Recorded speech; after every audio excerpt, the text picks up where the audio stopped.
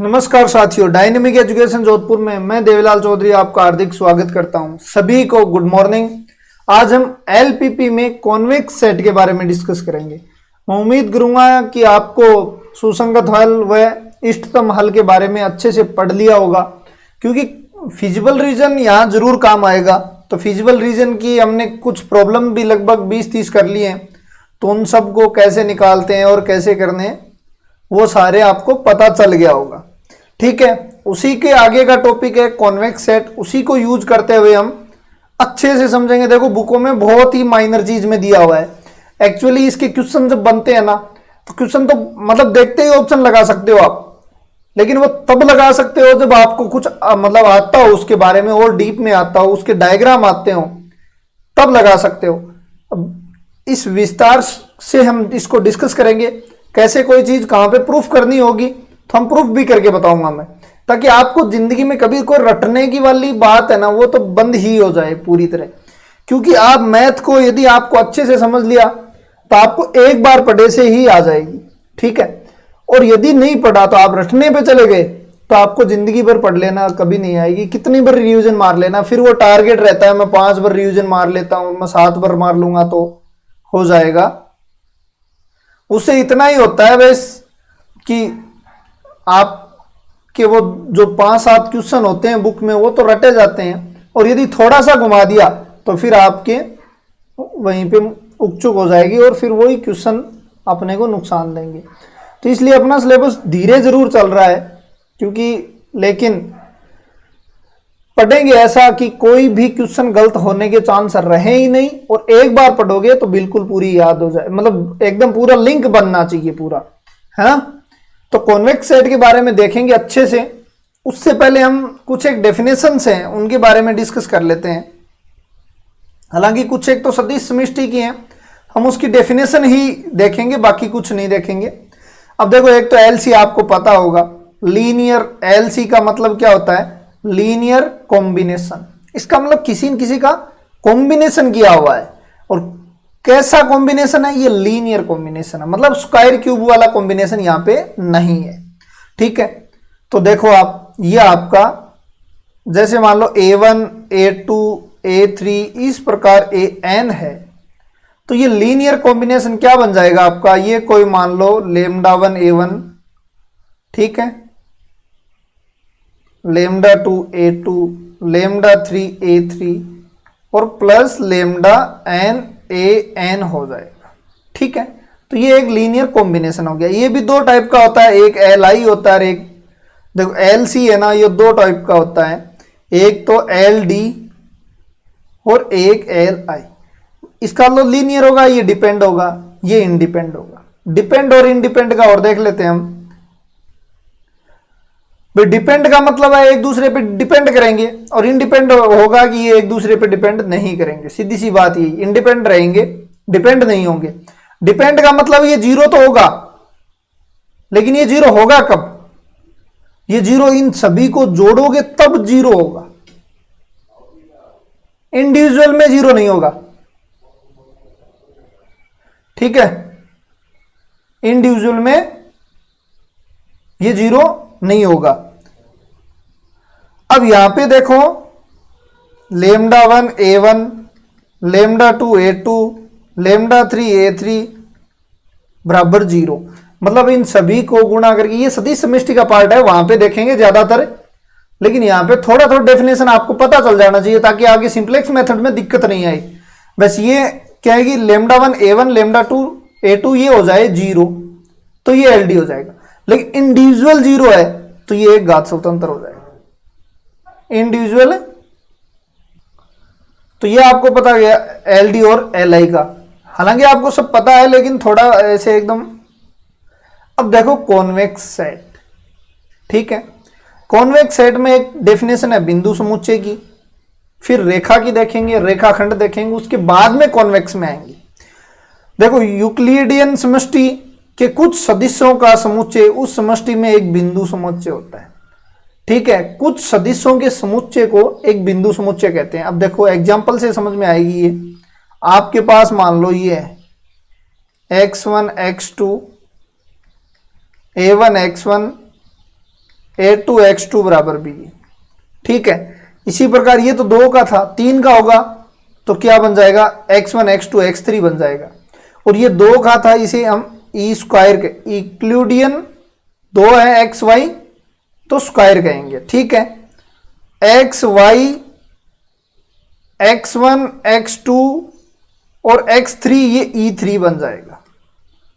ठीक है, और ये बन जाएगा आपका A1 X1 A2 X2 A3 X3 बराबर B। इसी प्रकार n पर लेंगे तो ये n का हो जाएगा। ठीक है, ये यदि n का लेंगे, ई स्क्वायर है यहां पे, ई की क्यूब हो जाएगा, इसका मतलब X1 X2 X3 हो जाएगा। अब देखो ये चीज है क्या, पहली चीज तो ये समझनी जरूरी है कि X1 X2 X3 है क्या। देखो X1 X2 पहले मैं ई स्क्वायर का लेता हूं। ठीक है, इसमें ये कह रहा है X1 X2। ठीक है, A1 X1 plus A2 X2 बराबर B। ये X1 X2 2D की बात कर रहा है। ये लो X1, यहां पे हम Y करते थे, अब यहां X2 कर देना, फर्क इतना ही है। ये लगा लो, ये ठीक नहीं है, ये लगा लो, यहां पे क्या कर देना, आप Y की जगह X2 यूज करेंगे, क्योंकि यहां अपने एक प्रॉब्लम रहती है कि यहां ND तक चलेगा। ठीक है, ND तक चलेगा तो हम X Y Z तो 26 ही कर सकते हैं ज्यादा से ज्यादा, तो इसलिए हम N तक लेना है तो N को X1 X2 X3 से डिनोट करके, हालांकि ये X2 Y है, E3 क्या है, देखो ये है X1 X2 और X3 है। ठीक है, तो ये बन जाएगा, ये हाइपरप्लेन की डेफिनेशन में मैं आपको आगे बता दूंगा पूरा ये B कैसे आया। तो आप E3 का यदि लिखना हो तो कितना लिखोगे, X1 X2 X3 A1 X1 A2 X2 A3 X3 बराबर B। ठीक है, इसी प्रकार N का लिखना हो तो आपका N तक हो जाएगा, X1 X2 XN हो जाएगा। ये छोटे छोटे डेफिनेशन है, कोई पूछेगा नहीं, अवमुख समुच्चय की थोड़ा बेस आपको पता चलना चाहिए, बस मेनली चीज वही है अवमुख समुच्चय। ये हो जाएगा A1 X1 A2 X2 A3 X3, इस तरीके से आगे ये काम आएंगी, बस AN XN हो जाएगा। ठीक है, हालांकि इसको हम मैट्रिक्स रूप में भी लिख सकते हैं। इसको यदि मैं मैट्रिक्स रूप में लिखूं तो आपको पता चल गया होगा कि ये मैं क्या लिख सकता हूं।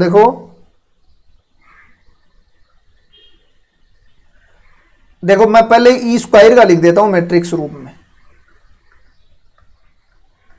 ताकि आपको अच्छे से समझ में आ जाए। मैट्रिक्स रूप में ई स्क्वायर का और ई क्यूब का लिख देंगे तो आपको अच्छा सा समझ में आ जाएगा। देखो A1 A2 A3 है, नहीं A1 A2 A3 का ले लो, ई की क्यूब का ले लो, X1 X2 X3 बराबर आपका B1 B2 B3 हो गया। ठीक है, हालांकि ये सदिश समष्टि का पार्ट है, अब इसको निकालोगे ये इक्वल आ जाएगा, तो इसको मैं लिख सकता हूं AX बराबर B। ठीक है, यहां से ये चीजें आई, यहां से ये चीजें आई हैं। ठीक है, तो ये नॉर्मल डेफिनेशन थी।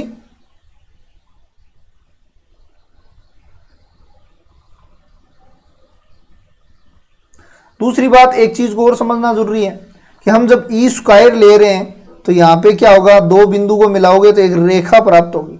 हमने 2D में देखा है कि दो बिंदुओं को मिलाएंगे एक रेखा प्राप्त होगी। यहां पे यदि तीन बिंदुओं 3D में लेना है तो यहां पे एक समतल प्राप्त, यहां पे रेखा प्राप्त होगी, यहां पे समतल प्राप्त होगा। ठीक है, ये हमने 3D में पढ़ा है कि ये इक्वेशन किसकी होती है भाई, समतल की होगी, और ये इक्वेशन आपकी लाइन की होती है। ठीक है, ये इक्वेशन समतल की होती है और ये इक्वेशन आपकी लाइन की है, वो हम सारी अब डिस्कस करेंगे यहां पे। अब देखो रेखा होगी, यदि किसी समष्टि में X1 और X2 दो बिंदुओं को मिलाने पर निम्न समुच्चय प्राप्त होता है। देखो आपके पास मैं ले लेता हूं पहले इसको ही देखो आप, ये x1 लो और ये x2, ठीक है। यहां पे कोई दो पॉइंट है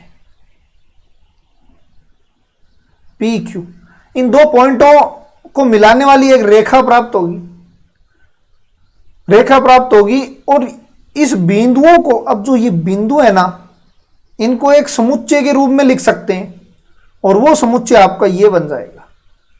अब ये हुआ कैसे, ये प्रॉब्लम रहेगी, तो इसको हम विस्तार से देखेंगे और इसको एक विस्तार से देख लेंगे ना, उसके बाद में आपको कहीं दिक्कत ही नहीं आएगी, कहीं भी कोई सामना नहीं करना पड़ेगा कि ये क्यों आया। मेनली चीज ये है कि x1 plus 1 minus lambda x2 क्यों हुआ, ठीक है।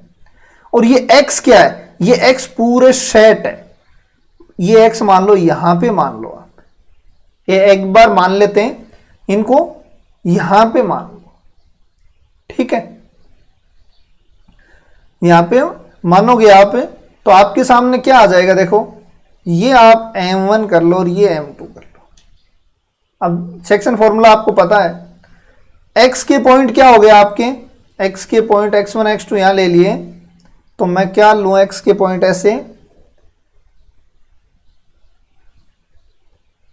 x1 x2 यहां ले लिए इसने,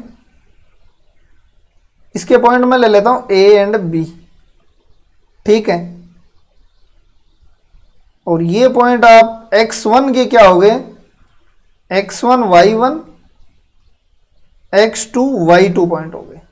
देखो x2 की मैं बार बार बता रहा हूं, आपका क्या हो रहा है कि एक सेक्शन फॉर्मूला का है, ठीक है, और ये 2D में y की जगह x2 लिखा है और ये सेक्शन फॉर्मूला का, तो x बराबर क्या कर सकते हो आप, ठीक है। अब इस x को a बराबर आप क्या कर सकते हो,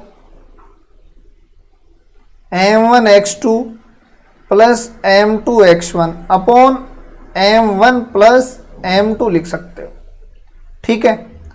अब इस a बराबर आप क्या कर सकते हो, देखो अब आगे,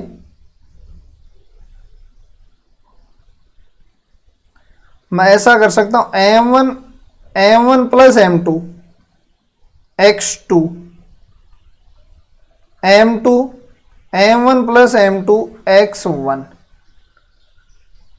ठीक है, यह आपका x का बन जाएगा। अब इसको आप क्या मान लो, लेमडा मान लो आप, ठीक है, या फिर इसको मान लो, ये कांस्टेंट है, लेमडा भी कांस्टेंट है, लेमडा बराबर सेम यही लेके आना है, तब तो देखो इसको मान लो m2 बराबर m1 प्लस m2, लेमडा हो गया।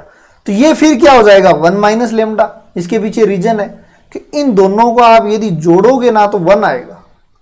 अब देखो m1 जोड़ो इन दोनों का, देखो इसको मैं लेमडा 1 मान लेता हूं और इसको लेमडा 2 मान लेता हूं, ठीक है। इन दोनों को जोड़ेंगे तो क्या आएगा, लेमडा m1 बट्टा m1 प्लस m2, और ये m2 क्या हो जाएगा, m1 प्लस m2। अब आपको सीधा ही दिख रहा है कि ये तो 1 हो रहा है, पूरा दोनों का योग 1 हो रहा है।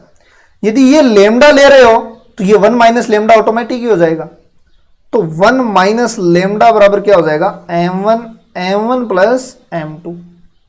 अरे वो सेक्शन फॉर्मूला ही तो है, ठीक है, और ये पॉइंट x वही तो है, ये x को डिनोट, ये x है, x1 का मतलब x1 y1 है, यहाँ x2 का मतलब x2 y2 है, इसको कंबाइंड में हम एक्स वाई लिख सकते हो, हाँ एक्स वाई सही रहेगा,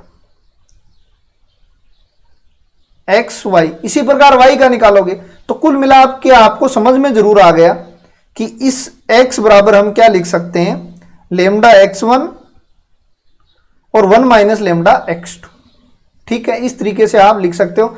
अब कई बार 1 माइनस लेमडा x1 के साथ लेते हैं, वो कोई सा भी चूज कर लो, एक कांस्टेंट है, उससे कोई फर्क नहीं पड़ेगा। तो ये प्रूफ तो ऐसे होता है, देखो, ठीक है। और लेमडा की वैल्यू यहां आर कुछ भी हो सकती है, आर, ठीक है। अब रेखाखंड का मतलब यही है कि लेमडा की वैल्यू क्या होनी चाहिए, 0 से 1 के बीच में होनी चाहिए, बस, बाकी सारा वही है।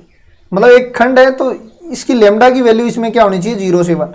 अब देखो मेन टॉपिक है और क्वेश्चन यहां से बनते हैं।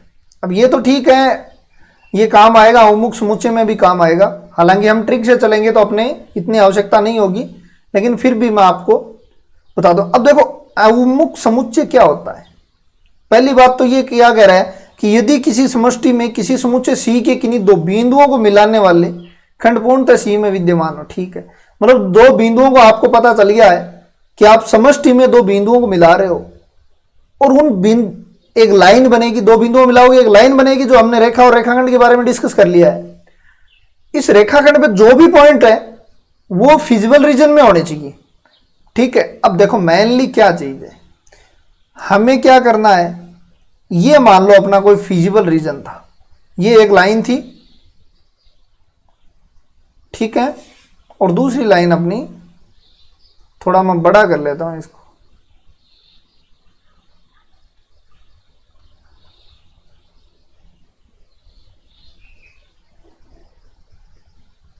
थोड़ा मैं बड़ा कर लेता हूं इसको। अब ये मान लो, ठीक है, ये मान लो कोई अपना फिजिबल रीजन था, इसके दो पॉइंटों को मिलाओ आप, इस फिजिबल रीजन में इसके सारे पॉइंट आ रहे हैं। हालांकि हम कनेक्टेड साइड में पहले पढ़ चुके हैं ये सारे, तो ये अवमुख समुच्चय होगा। इस सारे फिजिबल सॉल्यूशन होंगे ना, तो इसमें क्या होंगे, फिजिबल सॉल्यूशन मिलेंगे आपको, हम पढ़ चुके हैं। तो फिजिबल सॉल्यूशन मिलेंगे, ये कॉर्नर पॉइंट, इनके बीच में ये फिजिबल रीजन होगा। यदि इस फिजिबल रीजन से आप दो पॉइंटों को मिलाओगे और इस रेखा पर जितने भी पॉइंट आए वो सारे इस फिजिबल रीजन में ही आ जाएं, तो इसका मतलब क्या होगा, वो अवमुख समुच्चय होगा। सपोज करो ऐसा नहीं हो, कई बार हो सकता है ऐसा, मान लो आपका फिजिबल रीजन ये आ गया, सपोज करो फिजिबल रीजन ये है आपका, ये फिजिबल रीजन है, फिजिबल रीजन आपका ये आ गया, तो किन्हीं दो पॉइंटों को हर पॉइंट पे लागू होना चाहिए, इसमें से तो कोई मिला लो आप, आपका हो जाएगा, मतलब सारा फिजिबल रीजन में आएगा। लेकिन इसमें ये और ये पॉइंट मिलाऊंगा, फिजिबल रीजन में आ जाएगा, ये और ये पॉइंट मिलाऊंगा, फिजिबल रीजन में आ जाएगा। हर पॉइंट पे लागू होना चाहिए, तो फिर इसको और इसको मिलाओ, सीधी रेखा में मिलाना है। ये आपको रेखा की डेफिनेशन से पता चल गया है, ऐसे घुमा के नहीं लेके आना इसको।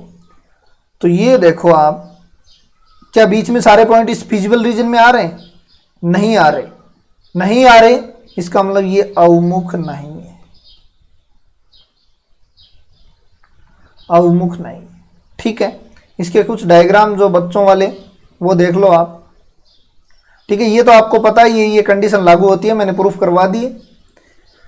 अब देखो ये फिजिबल रीजन अवमुख समुच्चय कॉन्वेक्स सेट होगा, ये होगा और ये होगा, ये नहीं होगा। अब इसके प्रॉब्लम क्या आई है, देखो इसमें प्रॉब्लम ये आई है। अभी ये तो मतलब बहुत आसान है, क्वेश्चन मिलेंगे तब और मजा आएगा। ठीक है, ये इसमें ये फिजिबल रीजन है आपका, ठीक है, ये और ये कॉन्वेक्स बिंदु मिल रहे हैं, रेखा में सारे पॉइंट आ रहे हैं, लेकिन इसको और इसको मिलाओ आप, क्या सारे पॉइंट आ रहे हैं, नहीं आ रहे, इसका मतलब not convex set, no convex set. ठीक है, इसको देखो, ये सर्किल मान लो आप, ये सर्किल आप मान लो, ये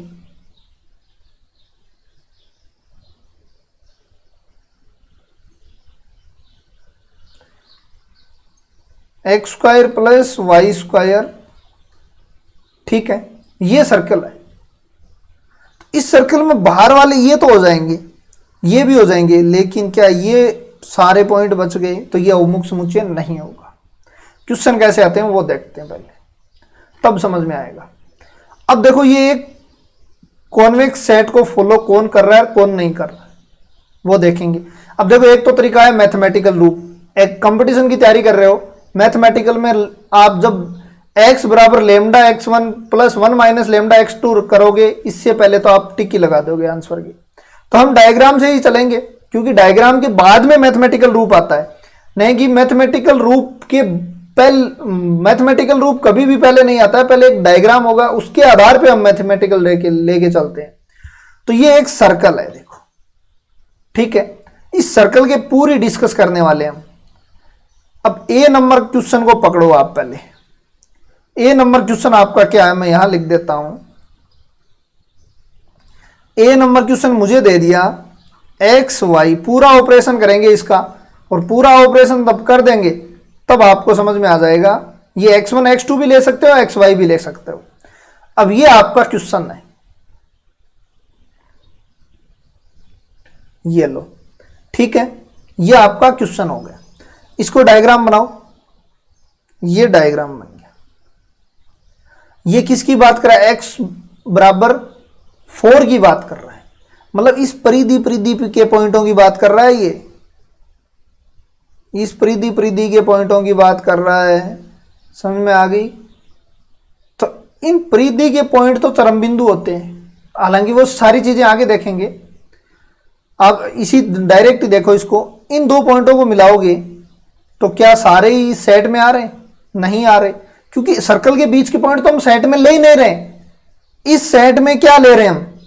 इस सेट में तो हम बाउंड्री परिधि के पॉइंट ले रहे हैं सभी, तो सारे पॉइंट तो नहीं आ रहे हैं बीच के। अब दूसरा देखो इसी का पार्ट, ये तो A1 मान लो, A2 देखो x y x square plus y square.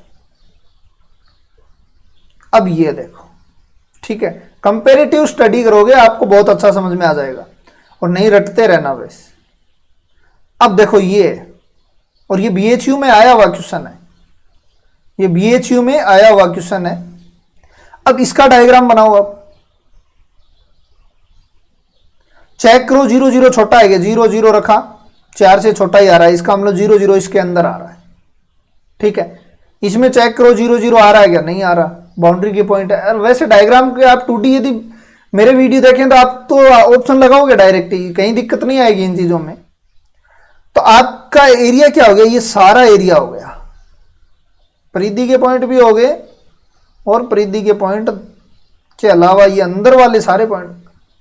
अब आप इसको मिला लो, कोई पॉइंट को मिला लो, जो रेखा बनेगी ना सारे पॉइंट उसी के ऊपर आएंगे, ठीक है।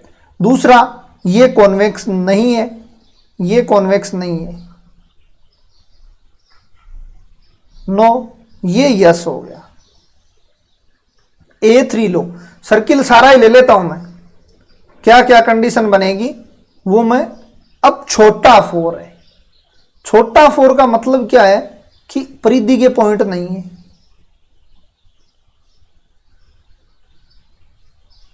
ठीक है। इसका मतलब अंदर वाले सारे पॉइंट हैं, अंदर वाले किसी को भी मिला लो आप, कोई गैप नहीं है बीच में, इसका मतलब ये भी होगा यस। अब और देखो, एक चीज समझ में आनी चाहिए एकदम अच्छी तरीके से। A4 देखो, x y x square y square बड़ा होना चाहिए 4 से। देखो अब 0 0 रख के देखो, ये 0 0 सेटिस्फाई नहीं कर रहा, नहीं कर रहा। इसका मतलब ये एरिया बाहर वाला होगा। फिजिबल रीजन क्या होगा? फिजिबल रीजन इसका बाहर वाला फिजिबल रीजन होगा, और ये अनबाउंडेड फिजिबल रीजन होगा, ठीक है। ये बाउंडेड फिजिबल रीजन थे। अब मिलाओ आप, इन दो पॉइंटों को मिलाओगे कोई दिक्कत नहीं आएगी, सारे पॉइंट आएंगे। लेकिन हमें तो हर पॉइंट की बात करनी है, हर पॉइंट की बात करनी है। तो आप इसको और इसको मिलाओ, क्या हो रहा है? नहीं हो रहा, इसका मतलब ये नहीं होगा। सर्कल में इससे ज्यादा कोई कंडीशन नहीं बनेगी। दीर्घवृत्त ऐसा ही होगा, सारी कंडीशन दीर्घवृत्त में ऐसी लागू होंगी। परवलय अति परवलय का आगे हम देखेंगे। तो पहला एक क्वेश्चन आपका क्या बन जाएगा? यहां से ये नो बन जाएगा, क्योंकि इसमें केवल और केवल आपको देखते ही पता चलना चाहिए यार ये तो परिधि के पॉइंट है, बीच के पॉइंट तो नहीं आ सकते। दो परिधि के दो पॉइंटों को मिलाएंगे तो हमेशा खासियत है परिधि के, आप दो पॉइंटों को मिलाओगे तो ये बीच का पॉइंट जरूर आएंगे। इसमें कोई भी परिधि के दो पॉइंट मिला दो आप, बीच के कुछ न कुछ एक भी पॉइंट आओ, भले चाहे परिधि का ये पॉइंट और ये पॉइंट मिला दो आप, ठीक है। ये सीधी रेखा में मिलाओगे तो एक पॉइंट तो जरूर आएगा आपका बीच में, तो ये नहीं होगा। अब बी को देख लो आप, बी क्या है,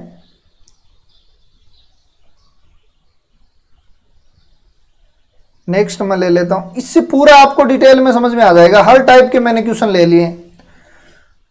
देखो x y minus x plus y 3 से बड़ा है। एक ट्रिक भी बताऊंगा उसके बाद में, मैं अभी बता दूंगा, ठीक है। आपको मतलब देखते हैं आंसर मारना आपको, भाई जीके से भी इजी क्वेश्चन, और जीके से इजी क्वेश्चन यदि हो जाता है ऐसे मैथ में तो आपको मतलब समझ लो आप कितने एडवांस हो सकते हो। ये बड़ा ही होगा, x माइनस वाई ये भी बड़ा ही होगा, ठीक है, ठीक है, बड़ा है, और ये पॉजिटिव रीजन है, ये तो हम ले ही रहे हैं, ठीक है। इसके बारे में हम बात करेंगे। आप लगाओ लाइन, लाइन लगाओ। ये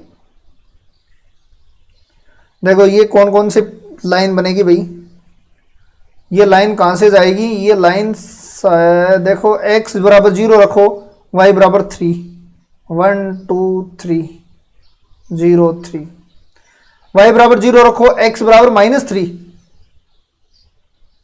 1 2 -3 और 0, ठीक है। अब देखो 0 0 सेटिस्फाई करवाओ, 0 0 रखा, 3 से बड़ा होता है, नहीं होता, रीजन ये है। देखो फिजिबल रीजन कितना काम आ रहा है, इसीलिए मैंने वो डीप में लिया था, ये रीजन है। दूसरा लाइन देखते हैं,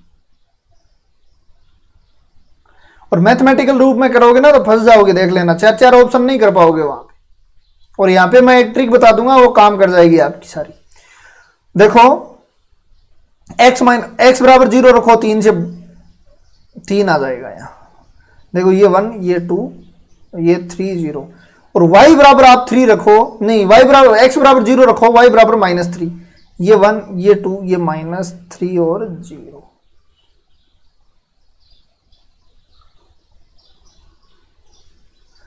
ये लो।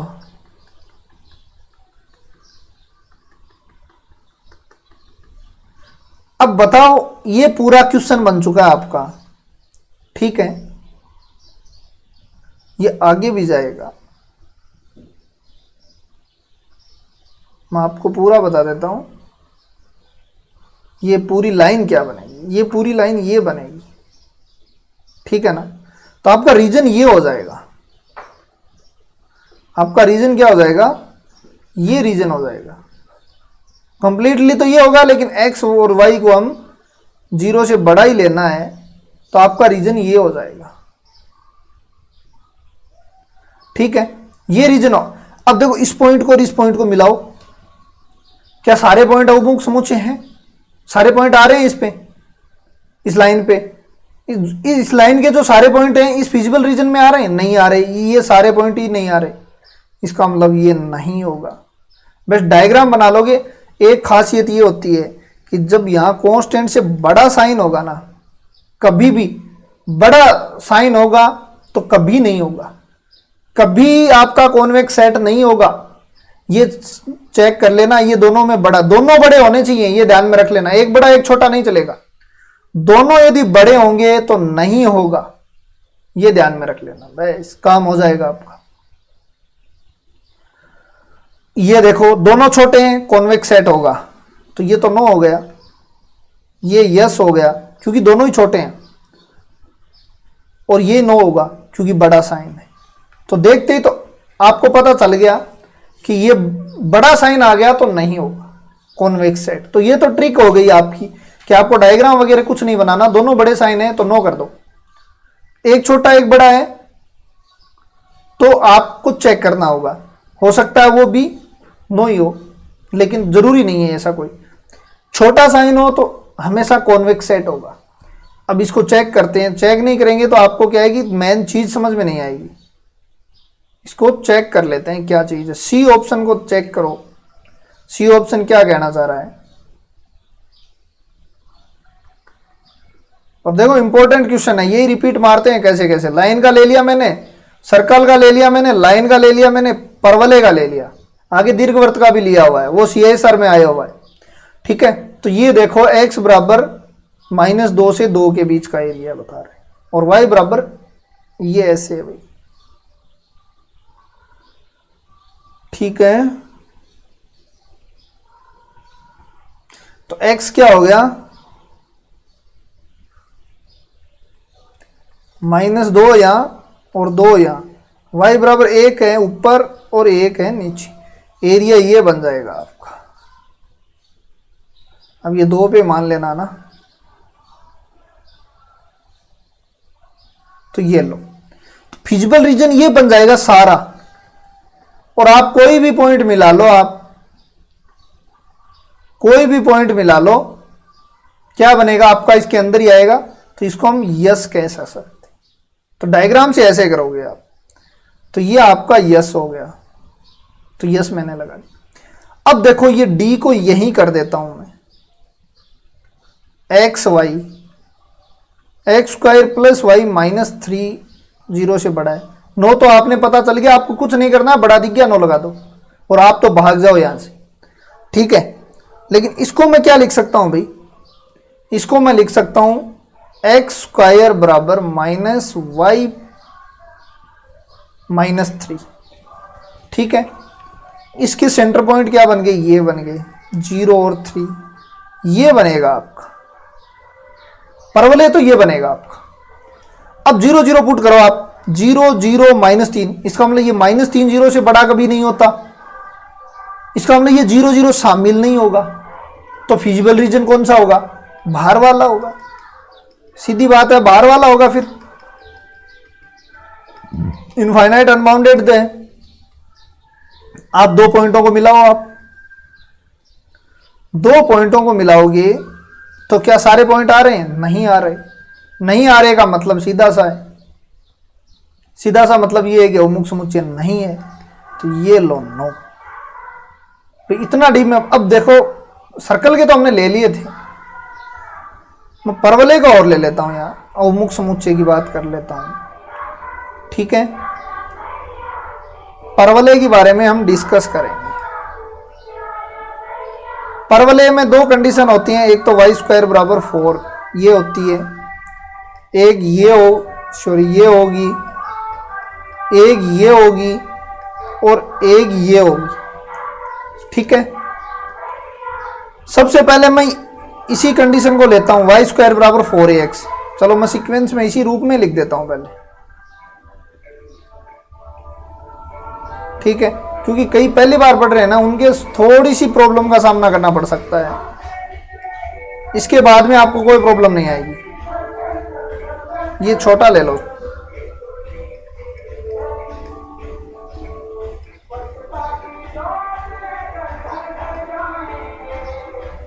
ठीक है, यहां से काम हो जाएगा अपना। अब देखो परवलय की बात करा, y स्क्वायर बराबर x या 4ax, कोई फर्क नहीं पड़ता, a बराबर 1/4 मानोगे आपका हो जाएगा। ये a है, ये b है, ये c है और ये d है। a का डायग्राम बनाओ, डायग्राम बहुत जरूरी है। y स्क्वायर बराबर 4ax है, ये डायग्राम बनाओ। पॉइंट कौन से हैं, बराबर के पॉइंट हैं, ये पॉइंट हैं। इन परवलय के 2 पॉइंटों को मिलाओ आप। ठीक है, अपना सेट क्या है, इसके इस बाउंड्री के पॉइंट है। ठीक है, लेकिन बीच के पॉइंट इसमें शामिल नहीं है, इसका मतलब ये नहीं होगा। छोटा है पक्का ही होगा, ये तो पता है। ठीक है, लेकिन बी का डायग्राम बनाओ, मतलब ये सारा आ जाएगा, सारा आ जाएगा। सीधी बात यही है कि छोटा और बराबर ये दोनों साथ में ही देख लो, एक में परिधि के होंगे और एक में नहीं होंगे, कोई फर्क नहीं पड़ेगा इससे, ये पॉइंट हट जाएंगे। फिर भी उन्मुख समुच्चय पॉइंट मिलाओ आप, सारे पॉइंट, कोई भी पॉइंट 2 पॉइंट मिला लो, इसके जो लाइन के पॉइंट होंगे सारे इस फिजिबल रीजन के पॉइंट होंगे। ठीक है, इसका मतलब ये यस है। ये बड़ा है तो नो तो आपको करना ही करना है, क्योंकि बड़ा साइन दे दिया। लेकिन आप डायग्राम बनाओ, डायग्राम बनाओगे तो आपके सामने ये आ जाएगा, ये आ जाएगा। इन 2 पॉइंटों को मिलाओ आप, क्या फिजिबल रीजन में सारे पॉइंट आ रहे हैं, नहीं आ रहे, इसका मतलब ये 9 हो गया। तो ये लो, ऐसा मतलब सारी कंडीशन ये है। नेक्स्ट क्वेश्चन चेक करते हैं। ये आप कर सकते हो, देखो ए नंबर क्या कहता है। अब छोटा डायग्राम बना लूंगा तो भी चल जाएगा। -5 और 5, यहां 10 और -10, इसको मिलाओ आप।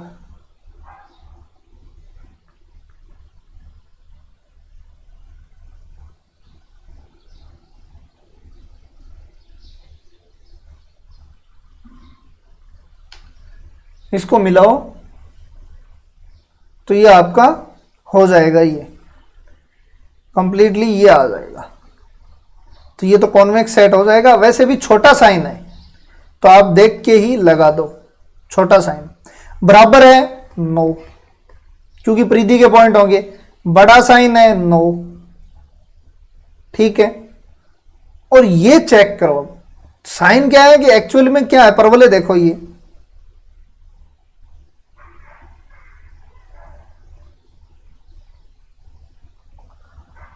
डी चेक करो, एक्स स्क्वायर बराबर वाई का परवलय बनेगा ये। तो एक्चुअली परवलय तो ये बनेगा, ठीक है। अब ये अंदर का एरिया होगा, बाहर का एरिया, ये चेक करना है। यहां पे कोई पॉइंट मान लो जो 0, 1 होगा और वो इस पे सेटिस्फाई करवा दो।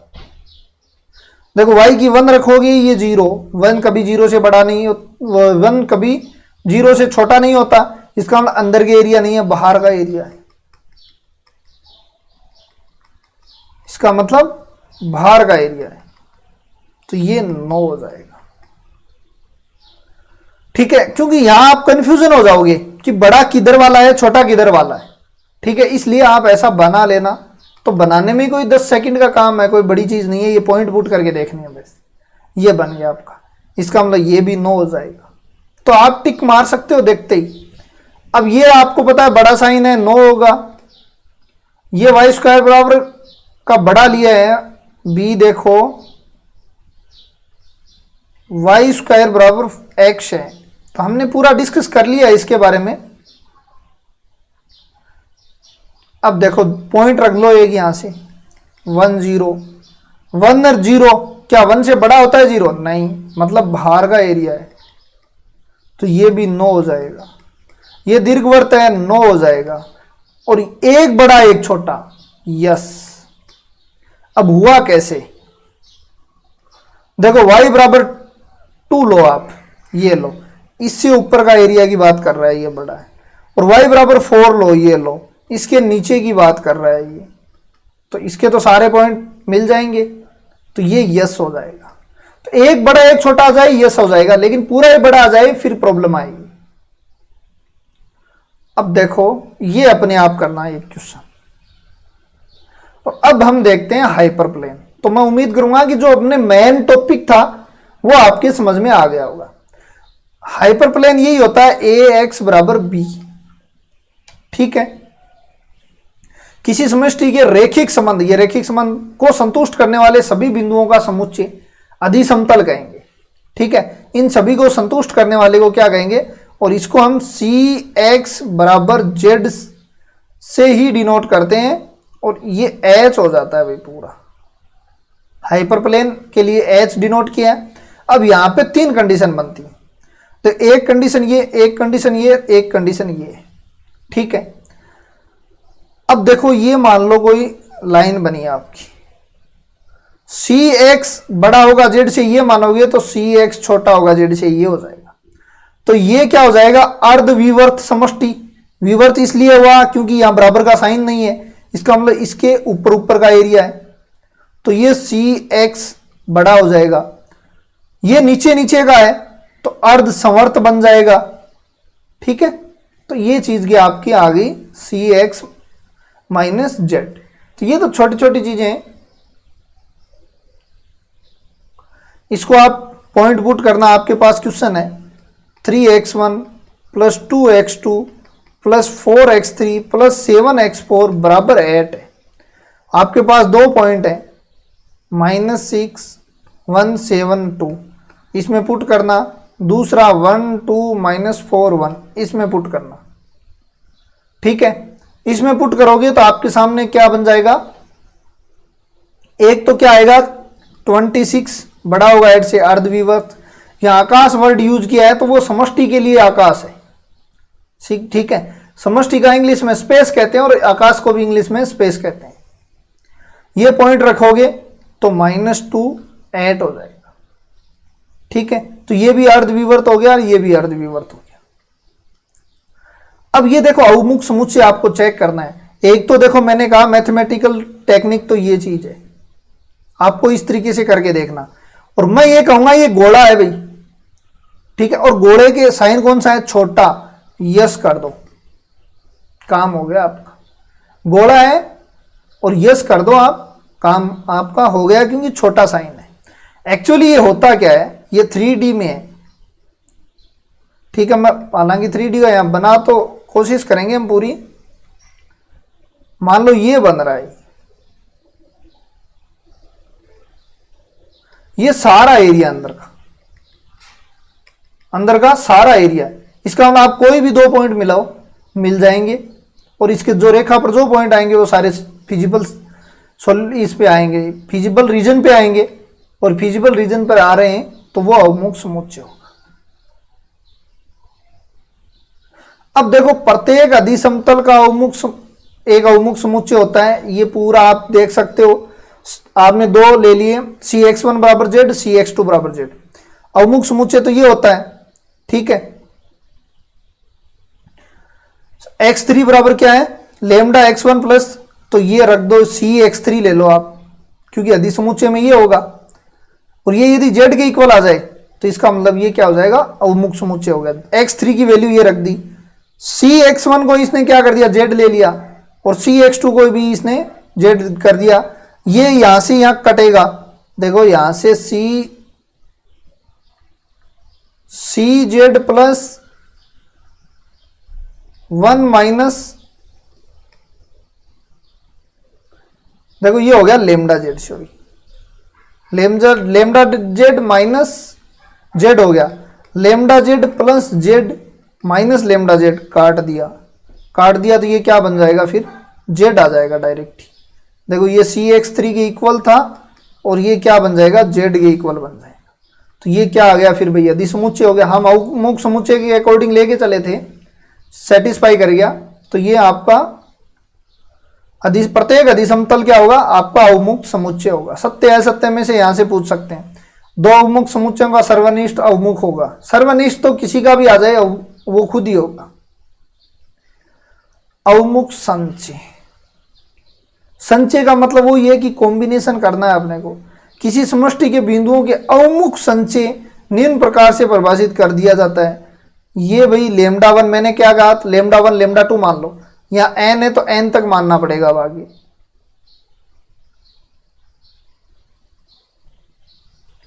इस तरीके से ये चलता जाएगा।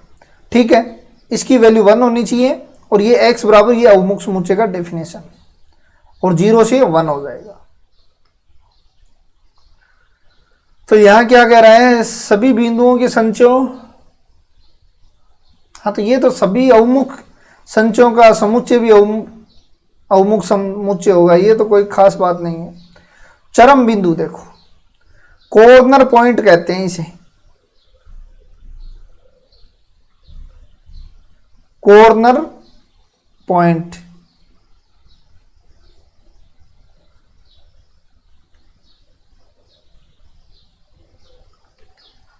कॉर्नर पॉइंट, ठीक है, कॉर्नर पॉइंट का जहां पे रोटेट मार रहा है वो आपका चरम बिंदु होगा। मतलब ये लाइन आगे बढ़ रही है, ये यदि थोड़ी बहुत भी इधर मुड़ रही है तो ये यहां पे चरम बिंदु दे देगा आपको। ठीक है, फिर यदि ये थोड़ा और बढ़ रही है तो मतलब जहां पे भी रोटेट हो रही है थोड़ी बहुत भी, वो चरम बिंदु देगा आपका, ये मान लो। ठीक है, इसमें चरम बिंदु क्या होंगे, ये सारे चरम बिंदु होंगे। और दूसरी डेफिनेशन भी देखेंगे, सर्कल का लो। सर्कल तो हर पॉइंट ही मुड़ रहा है यहां से, तभी तो सर्कल बन रहा है। हर पॉइंट पे कुछ न कुछ मुड़ रहा है, इसका मतलब इसके सारे पॉइंट होंगे, परिधि के सारे पॉइंट, परिधि के सारे पॉइंट होंगे, इसके कॉर्नर पॉइंट होंगे,